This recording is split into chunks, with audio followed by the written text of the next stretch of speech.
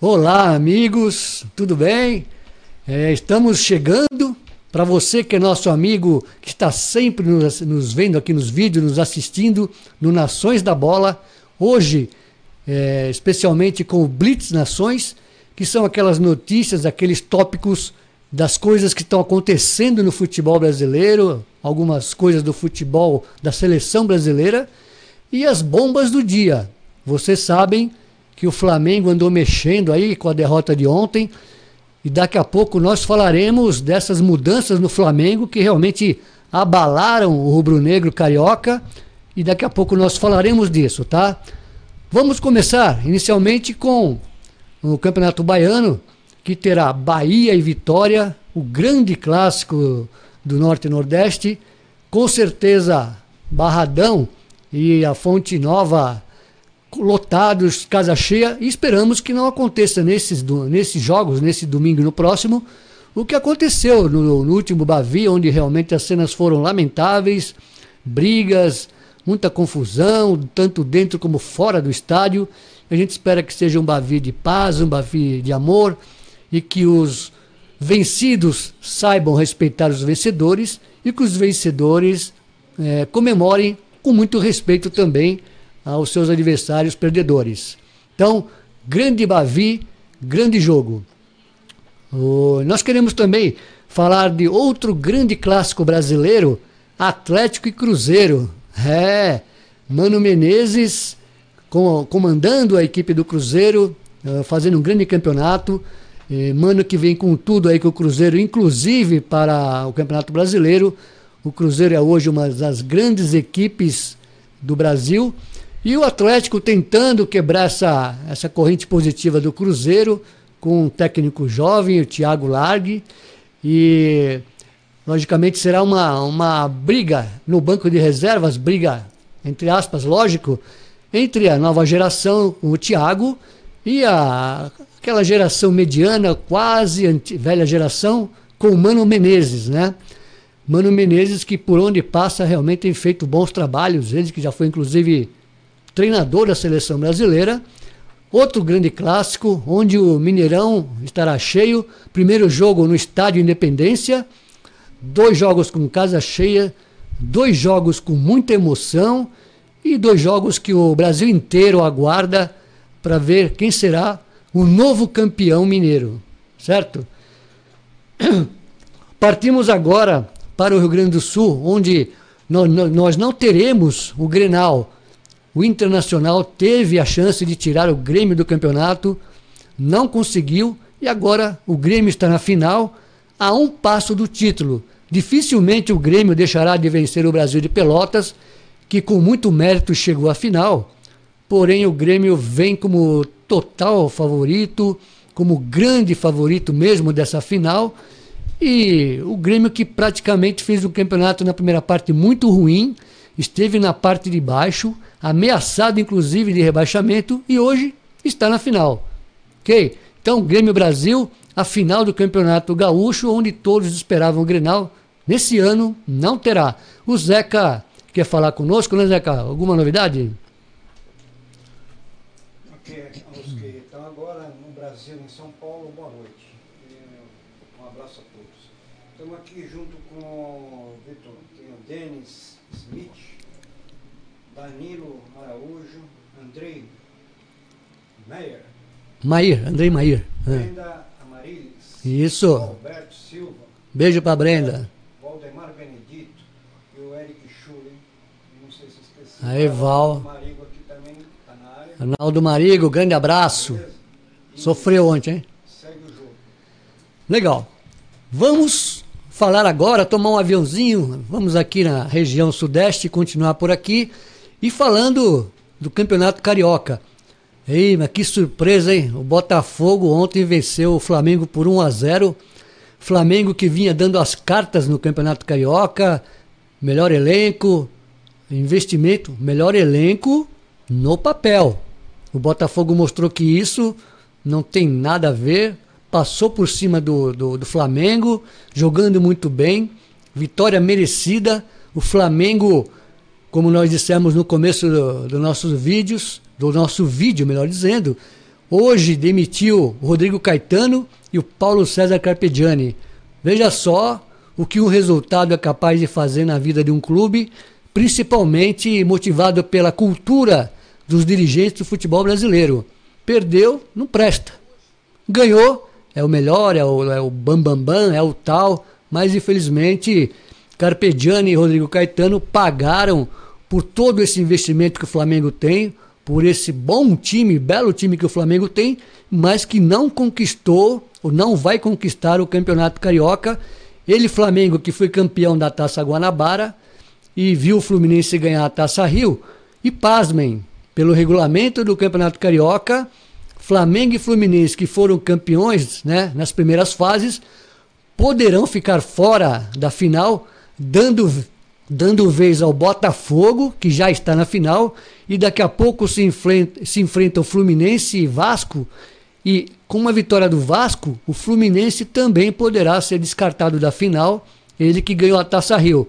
Imagine você que o regulamento permitiu, ou está permitindo uma final Botafogo e Vasco, que foram comendo pelas beiradas e podem sim fazer a final no Rio de Janeiro. Portanto, o regulamento foi muito bem aproveitado pelo Botafogo e poderá ser aproveitado daqui a pouco pelo Vasco, que pega o Fluminense. Pois não, Zeca?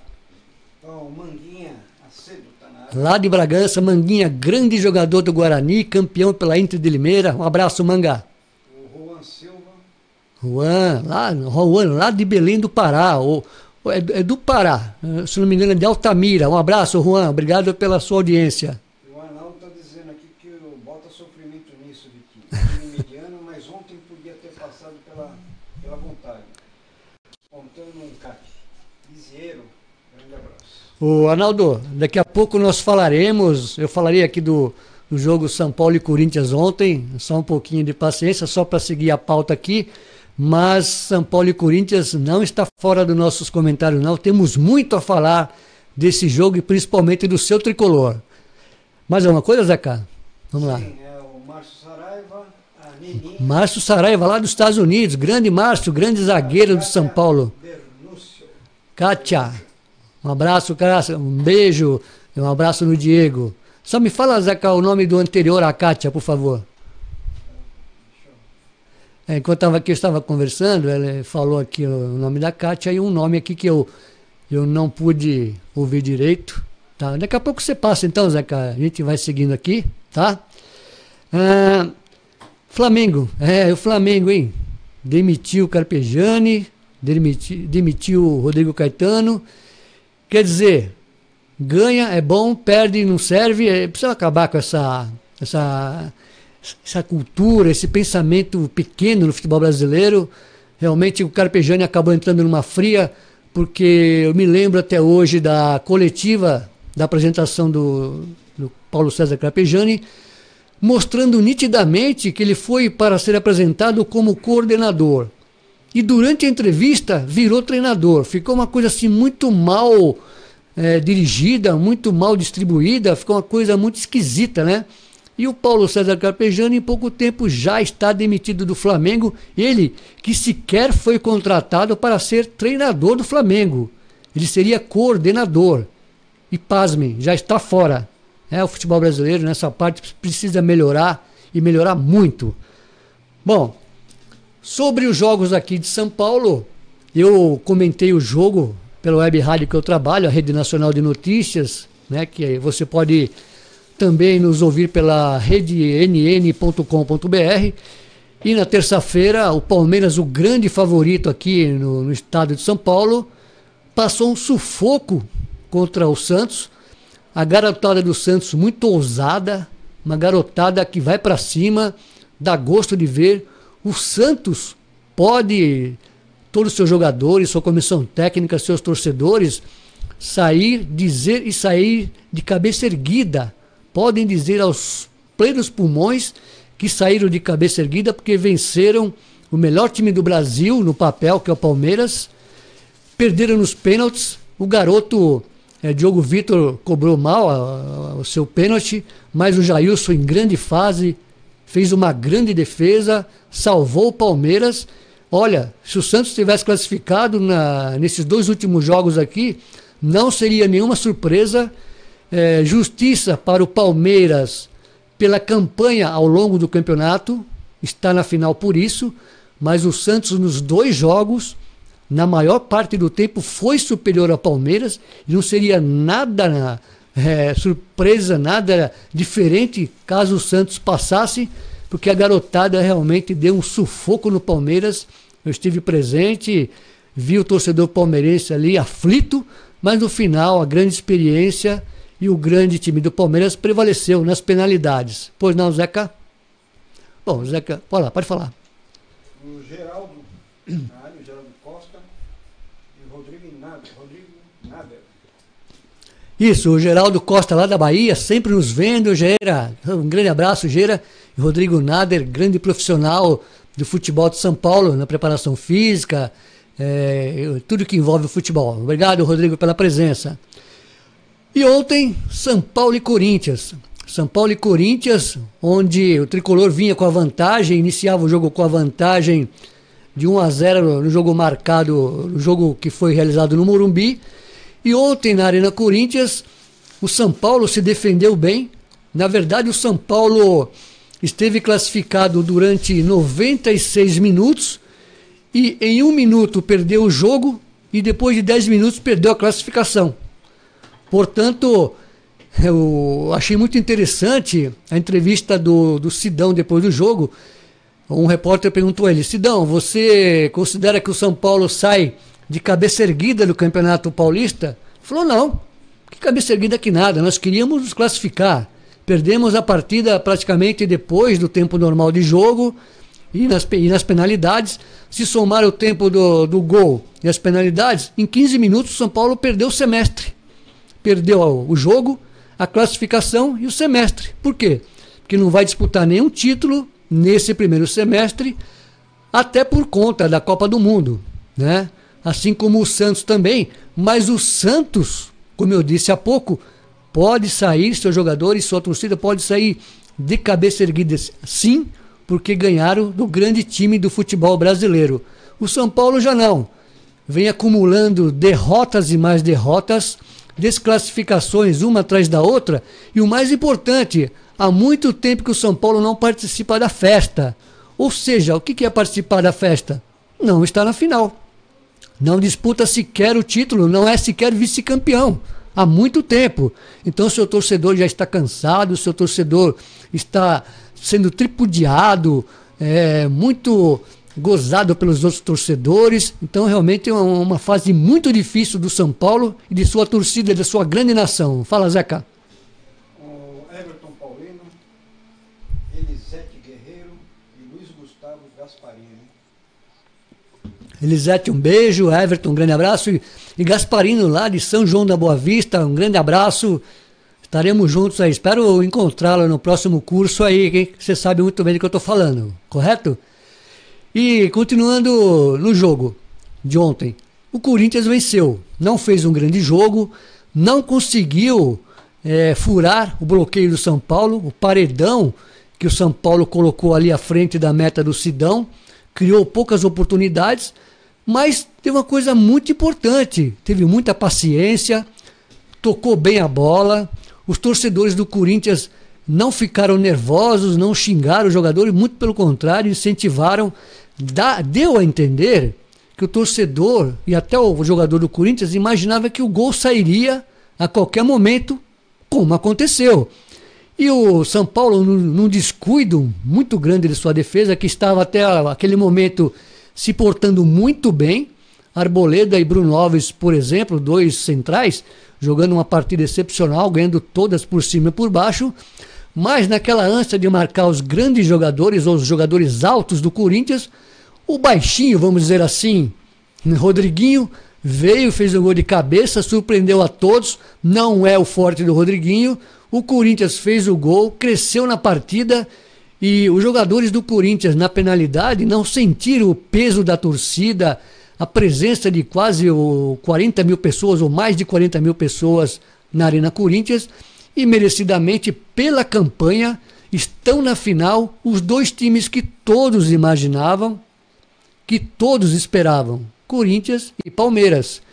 O Santos chegou perto, o São Paulo esteve classificado por 96 minutos e, infelizmente, agora sim, retornando ao tricolor, já que o Arnaldo fez a pergunta aqui em relação ao São Paulo, eu acho muito pouco o São Paulo viver o grande São Paulo campeão, vários anos aí consecutivos no início da década. O São Paulo hoje vive time grande não cai, e o São Paulo jogando totalmente na defensiva ontem. O São Paulo acho que tem muito mais a apresentar, né? Tem que disputar títulos, sua torcida está cansada. Palmeiras, Santos e Corinthians estão deitando e rolando nesse quesito. Então, é claro que nós já comentamos aqui sobre os problemas do tricolor. Para mim, administrativo há muito tempo. Na sua parte administrativa, o São Paulo não mudou nada, certo? Tenta agora, de alguma forma, com o Raí, Lugano e Ricardo Rocha, um recomeço, uma retomada. Mas, novamente, o São Paulo está fora de mais um campeonato e o torcedor pensa assim: tivemos azar, tomamos o gol aos 97. Bom, esse azar vem se prolongando há muito tempo, né?